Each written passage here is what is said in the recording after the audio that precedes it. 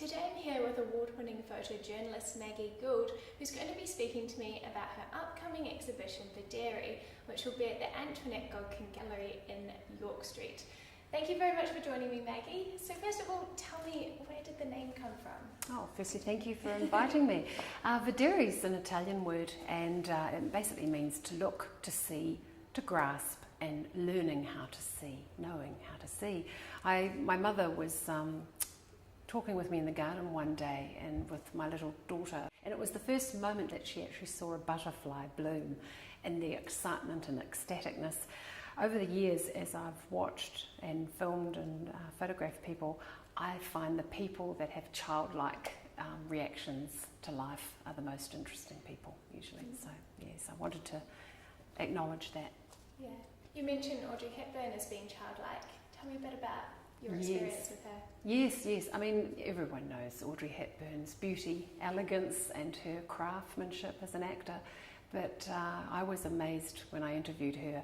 She kept a sense of dignity and self, and then right towards the end of the interview, she really got the giggles, and she started laughing actually about her partner and how vain some men can be. And we had a funny moment together at Government House. So a formal setting, and yet she was still a woman of 62, but she had a childlike moment. So you've also made the Queen laugh? Oh yes. We were on a royal tour, and at Government House again she popped up and she said, "Oh my, you're a hard-working young lady." And she said, "Do you have children?" And I said, "Yes." And she went, "Oh, you're a working mother." And I turned back at her and I said, "Well, Mum, so are you. You just have a little more help than I do." And she burst her head back laughing and she said, "Oh, I'd never thought of it like that." And we had this really funny moment.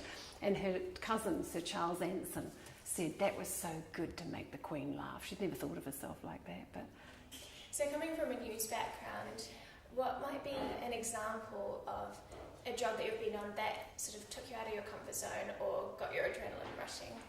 Yes, I got a Rotary scholarship, and no cab driver would even take me into Harlem. I was 22 years old, so I just had a knick on and a leather jacket, and I was quite naive.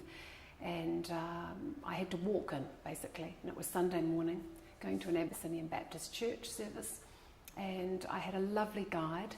Her name was Olivia Stokes. She was 87, and I sat through the adult baptisms and the amazing music of the Abyssinian church, and they took me into their home, and I met all the children and the families, and I actually got mugged leaving Harlem on the subway that night, so it really wasn't a safe place.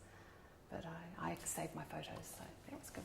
Have you been back since? Yes, I have. Yes, I have.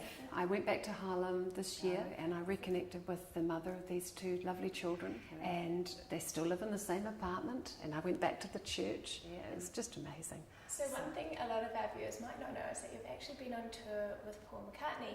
How did you meet him?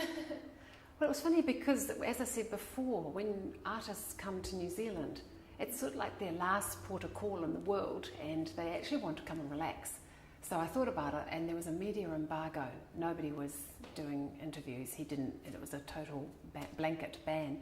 And I just had a real intuition. I work a lot on intuition. I thought, what would he and Linda like to do when they were in New Zealand? And I just thought they'll go down to Nelson and Kaikoura and do whale watching and some dolphins and things like that. So I photographed them first. So I had something to offer them, really. And then I got invited up to the Western Springs show, and I really wanted to meet Linda because she's a photographer that I admire her work. We had a great time together chatting away, like just two girls going for it, never stopped talking. And he was like a kid in the corner, and he couldn't understand why I wasn't wanting to photograph him. And he was bouncing around like a little 7-year-old, going, "Look at me, look at me." And Linda said to me, she said, "Let's just pretend that you don't want to shoot Paul." And she said, "It will kill him." And we were laughing. And then he came up and he went, "Hello, I'm Paul." And he introduced himself, and he took my camera and he started photographing Linda and I. So sometimes just breaking the ice in a different way works. What's an example of a job that has gone slightly different from what you expected? Oh gosh, all news jobs are slightly unexpected. You never know what you're going to find when you turn up. I think an example of that was Wellington, opening of the Festival of the Arts. Nina Simone. I thought we'd just get a shot of her at the grand piano, and she had problems with the audience, booing and being quite disrespectful. And she asked very gently and kindly at first, "Please be quiet," 3 times.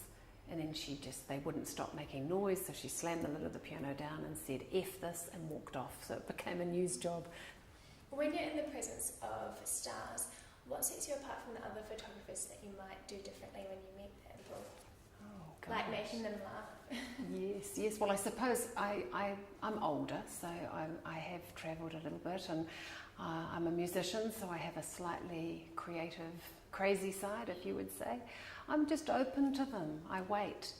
I take my time. So before I'm introduced, I do my research on who they are, what their likes are or dislikes, and I usually try and make them laugh and find some common ground, but I don't rush at them with a camera. So if you had to give some advice to photographers starting out, what might that be? Oh gosh, that's a hard one. Just enjoy meeting people. Yeah. Enjoy your shooting, get closer before you take the image, and just get out there and shoot. Favourite quote of mine is from Ansel Adams. He once said, "When words become unclear, I shall focus with photographs. When images become inadequate, I shall be content with silence." And I always thought a photograph can tell a story without having to say a word. So I'd tell my students that, remember that. Yeah, so I know you've got your exhibition coming up soon, but who is next on your agenda to photograph? Okay, well, while I'm based here in New Zealand, Rolling Stones are doing their the end of their world tour, so I'm going to photograph Keith Richards next. Have to add a few more guitarists in there. So, yeah. Definitely. Cool, well thank you so much for joining me today, and I look forward to the exhibition. Thank you so much for having me.